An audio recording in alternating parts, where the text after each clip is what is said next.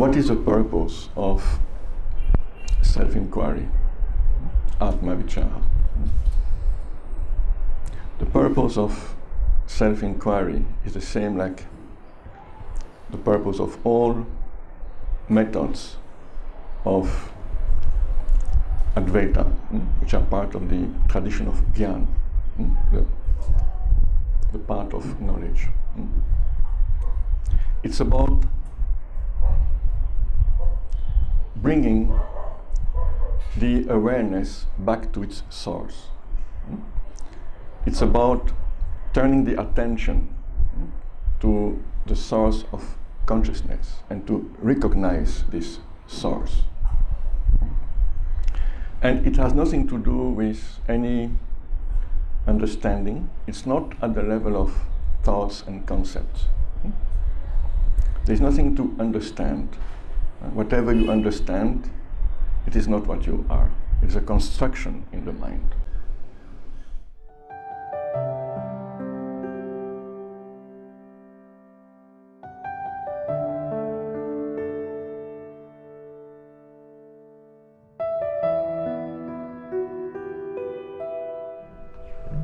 What you really are is prior to any intellectual, conceptual understanding. So we are not aiming to a sort of conceptual understanding that I am this or that. And it has nothing to do with a perception. Whatever you perceive is not what you are. The perception is a vritti in the mind, in the mental consciousness. What you are is unperceivable. You cannot perceive what you are, because if you perceive your true self, that means you remain as the perceiver. And what you are is all there is. So there is no duality here between that which is perceived and the perceiver. It's the end of all duality. So it's truly unperceivable. And it is also truly unconceivable. It has nothing to do with perception, neither conception. It's about being, pure being, beyond any understanding.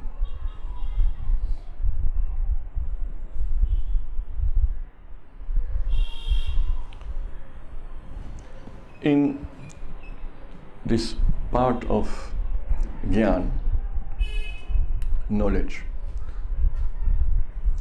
we don't retain a separate ego, the ego of a practitioner or the ego of a meditator. And this is perhaps the main difference with other practices, where a sort of spiritual ego is maintained. And that's why people can meditate for 30 years and still remain in the ego identity. They see themselves as the meditator, the successful meditator.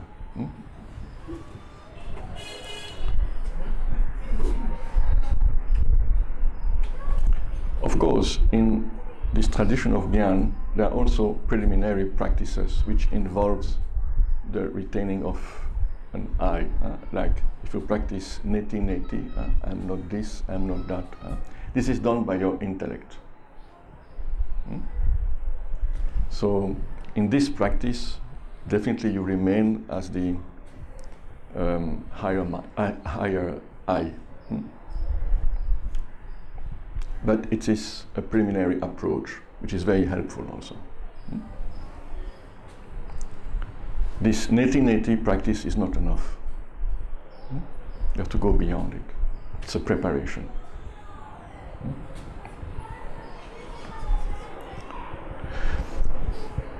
By asking yourself, who is the one who experiences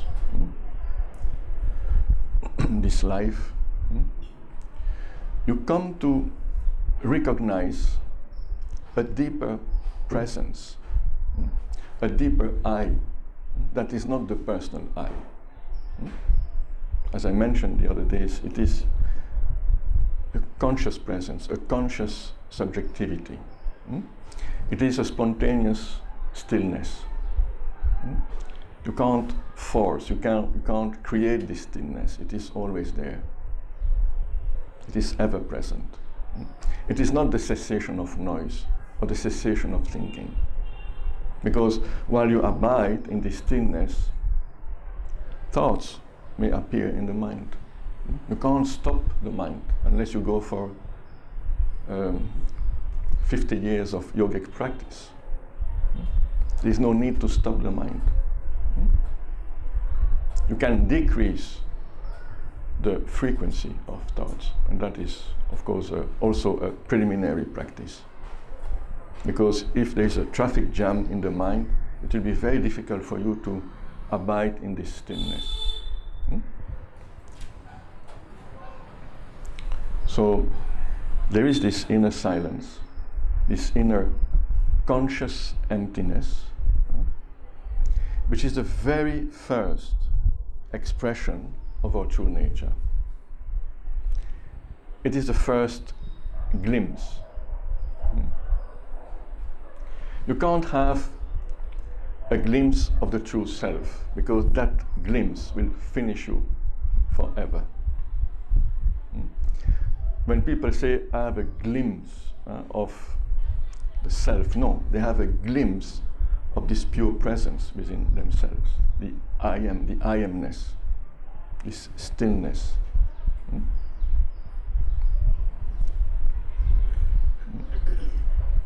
And from glimpse to glimpse, we come to abide naturally, effortlessly in this presence, till we recognize the source of this presence, because this presence is the very first reflection of the absolute consciousness. There are no words here to describe. It's not describable. It's all there is. It is Brahman. But we call it, for the sake of communication, understanding, Chit, the absolute consciousness, or Nirguna Brahman. It's beyond definition. It is the undifferentiated consciousness. Once it is reflected through the mind, again for a functional purpose, because this is the choice of the infinite, the choice of life, to appear as this conscious presence, the witnessing presence. It's no more the undifferentiated consciousness. Because once it is reflected through the mind, there is again a center within us of conscious subjectivity, which allows the perception and the navigation, the interaction within forms, within the world of forms. It allows experiential knowledge. All our knowledge is based on this duality, the knower and what is known. So to allow this experiential, empirical knowledge, we need this conscious subjectivity in us. So we can't say that this reflected consciousness is undifferentiated, but it is unidentified. At its earliest stage, when it is reflected through the mind, it is still unidentified. It is pure consciousness, unattached, unmixed. This is our pristine conscious presence. Shuddha Chaitanya, the pure consciousness.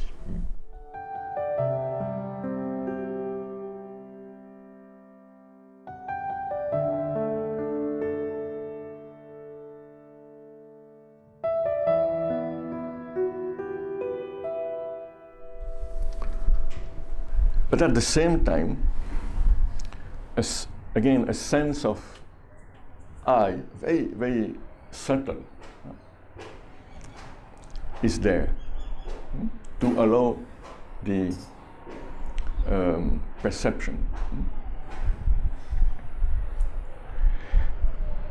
So the subtle sense of I is there the moment consciousness is embodied, consciousness is reflected.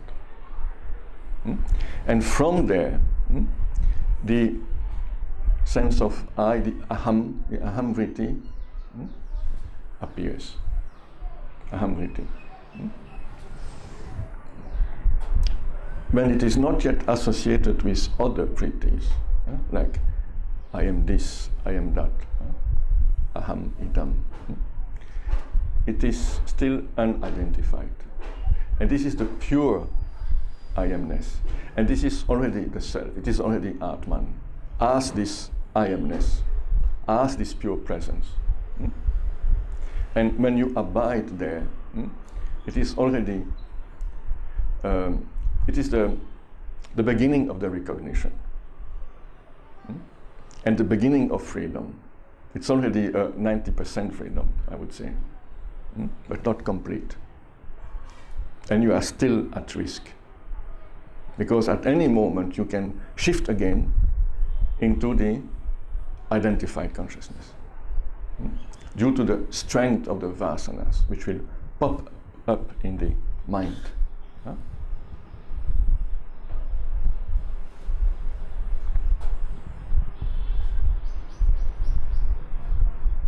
So from this aham, this pure aham, this I, as Bhagavan Ramana says, or aham spuhana, the clear shining of the self. It's a shining of the self, it's a radiance of the self. It is the first darshan of the self, but not yet complete.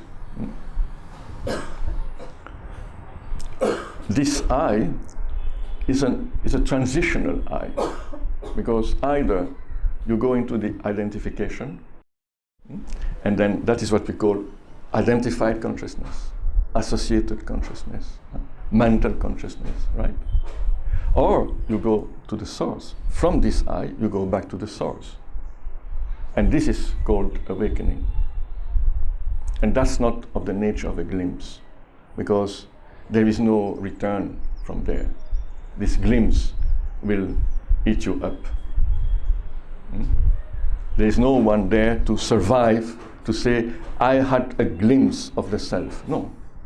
You had a glimpse of the pure expression of the self, as the I-am-ness, as the pure aham. You can't have a glimpse of the self itself. It is irreversible. The complete Atma darshan, the darshan of the true self, is irreversible. You can't go back to the identification.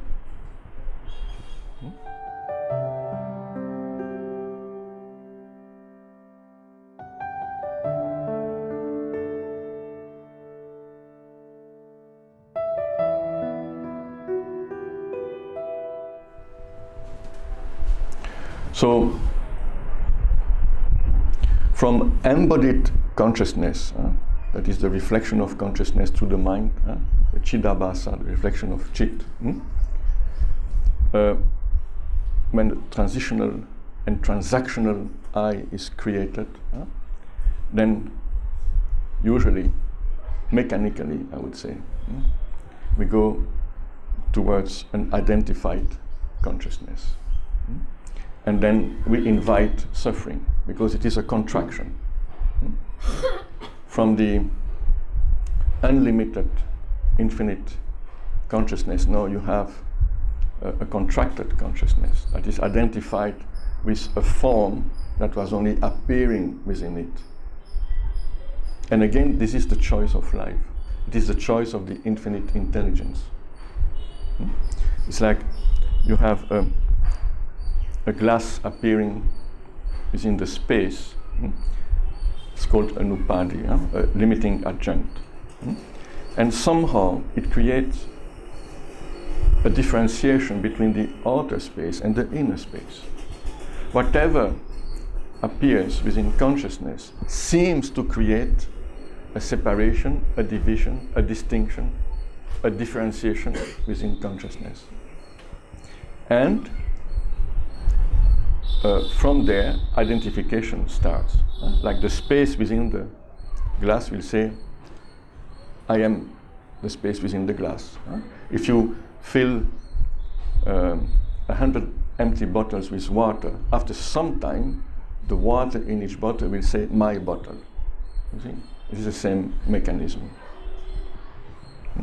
And this identification happens within the framework of what we call evolution.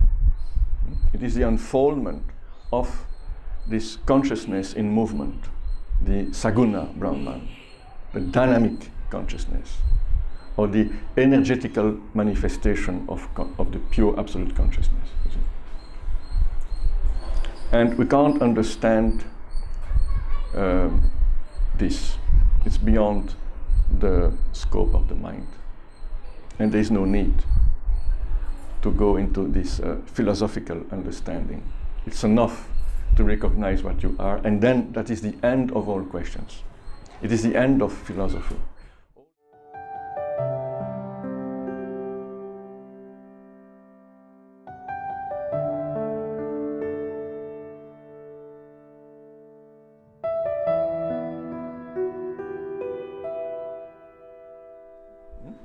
So all the words we are using here are just temporary tools, temporary skillful means. Because the moment you realize what you are, there is no philosophy that remains. Even the distinction between Nirguna Brahman and Saguna Brahman becomes obsolete. That is only for communication.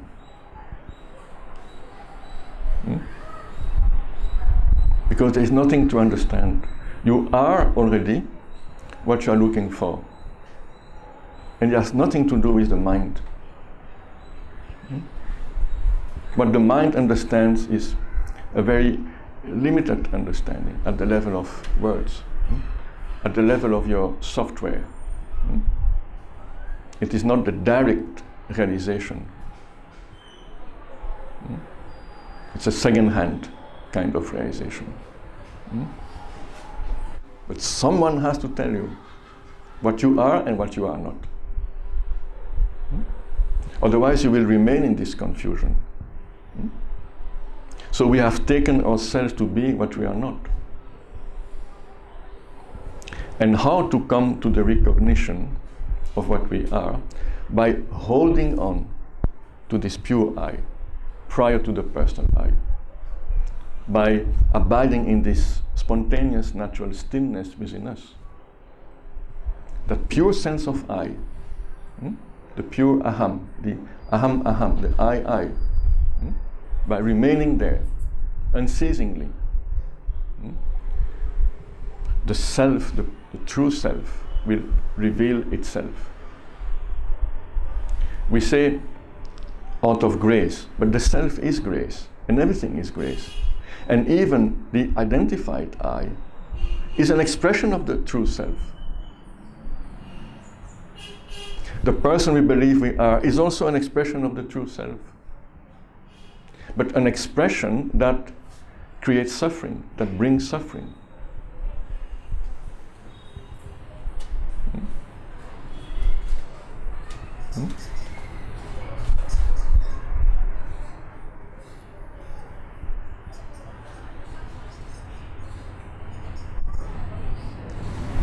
Are there any questions?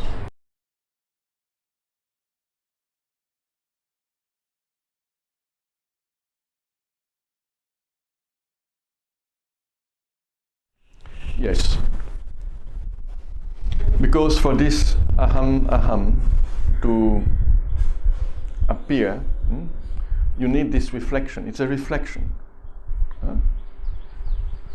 So you need the body-mind to reflect the infinite consciousness. And this infinite consciousness is reflected as this pure I, this pure conscious subjectivity.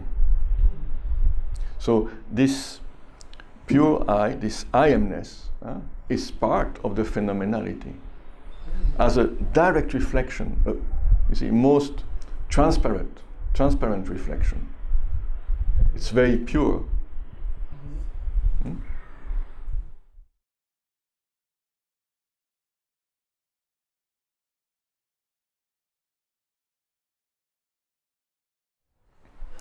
You see, first of all, what is the soul in Vedanta? It's called the Jivatman.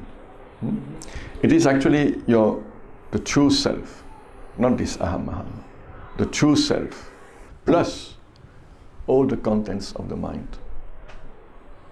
So for the soul to be free, the soul has to get rid of the identification to the contents of the mind, what is called the binding vasanas. As long as the binding vasanas are there, they will be rebirth. That is at the phenomenal level. What you really are never reincarnates. The self is not reincarnating. What reincarnates is the contents of the mind. Right? So, the conclusion is the soul is divine, but on this divine essence, some contents of the mind are superimposed, are associated. So, when realization happens, there is a dissociation between the true self and the contents of the mind.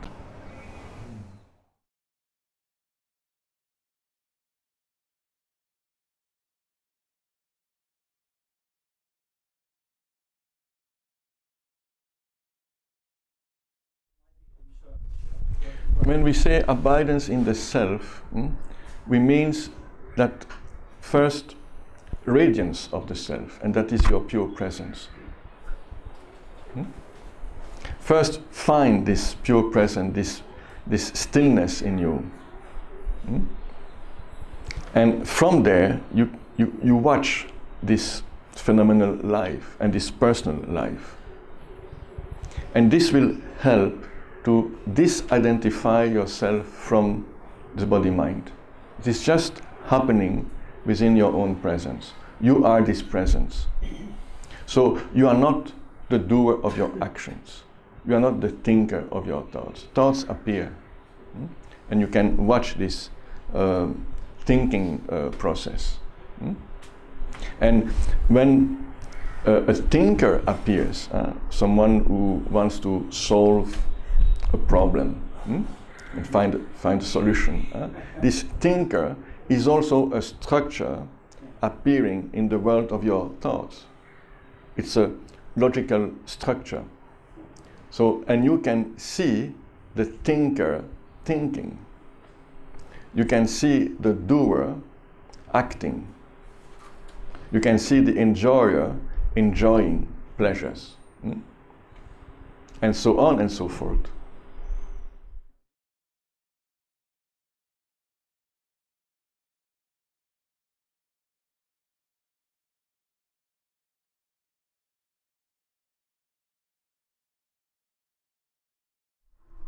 It is true what you say, you cannot abide. Because this you is still separated. This you is the seeker, the experiencer, the one who experienced this most beautiful glimpse. So the purpose of continuous abidance is to finish the one who abides. It is to finish the practitioner, the seeker. And the seeker cannot kill himself.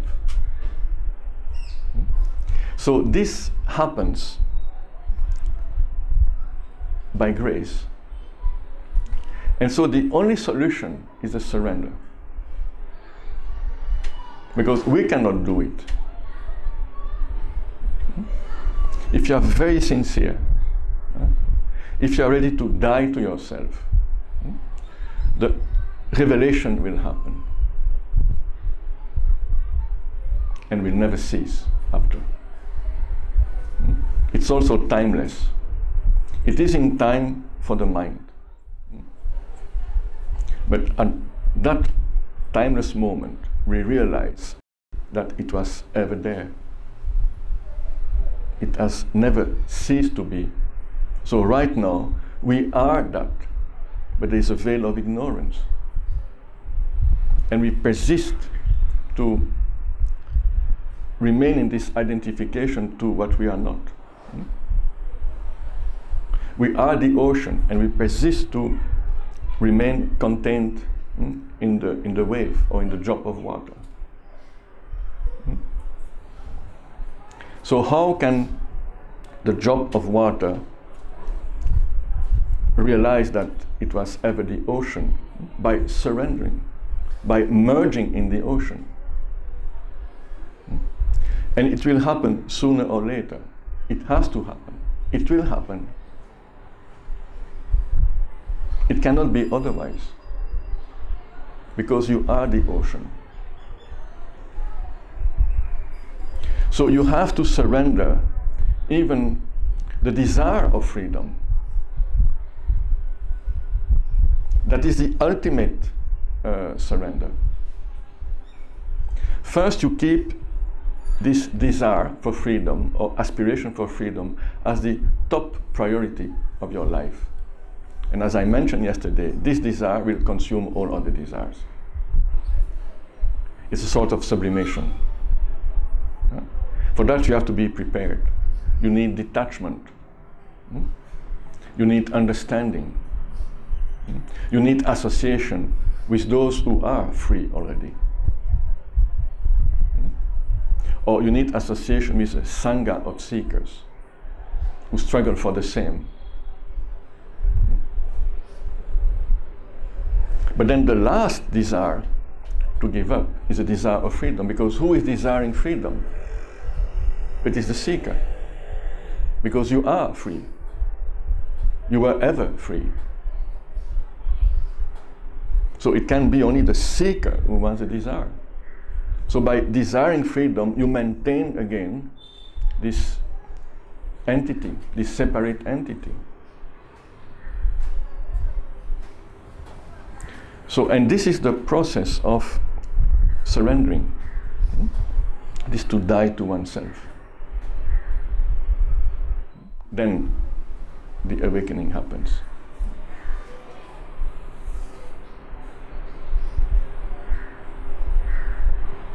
So in the beginning we have to cultivate this desire of freedom.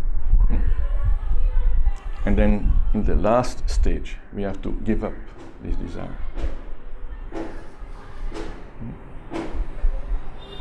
The one who is really surrendering is oblivious of himself or herself. In the true surrender, you are not there as I'm surrendering. Or you don't say my surrender is almost perfect.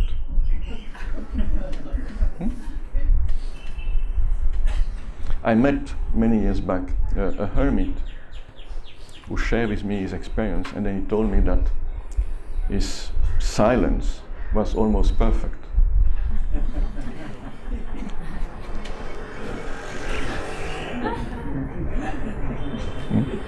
So we're not speaking about the same silence. Because this silence is your true nature. It's more than 100% perfect. He was thinking about the silence of the mind, which is an entirely other thing.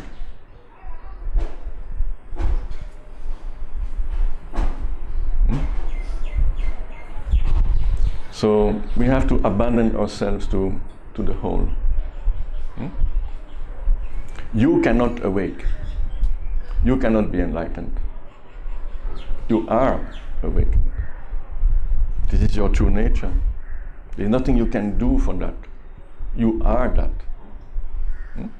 So remove all the beliefs that you are the seeker and you are the doer of your awakening.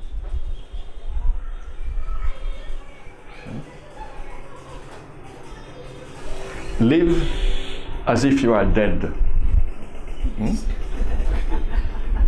Live within your own absence. Become nothing. Then in this nothingness, the fullness is revealed.